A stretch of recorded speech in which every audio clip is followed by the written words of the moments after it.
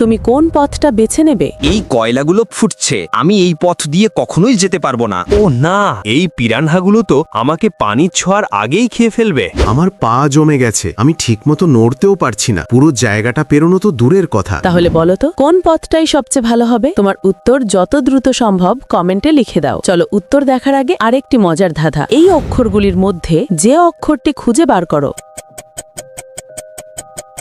খুঁজে পেলে লাইক বাটনে ক্লিক করো, যেন আমি বুঝতে পারি তুমি সঠিক দেখছিলে। এখন আসল উত্তর। প্রথম পথের চারপাশে বরফের কাঁটা রয়েছে, যা কয়েক সেকেন্ডেই তোমার পা জমিয়ে দেবে আর ফুটো করে দেবে। দ্বিতীয় পথে আছে মারাত্মক পিরানহা মাছ, যারা মাংস খেতে ভালোবাসে। ওখান দিয়ে যাওয়া মানেই মৃত্যু। আর তৃতীয় পথটা যদিও গরম, তবুও সবচেয়ে নিরাপদ, কারণ উৎসবের সময় মানুষ অনেক সময় জ্বলন্ত কয়লার উপর দিয়েও দৌড়ে যায়। তাই এটাই সেরা পথ। যদি তুমি ভুল করে থাকো, চিন্তা করো না, আমাকে সাবস্ক্রাইব করে রাখো। পরের ধাঁধায় তোমাকে আবার চ্যালেঞ্জ জানাবো।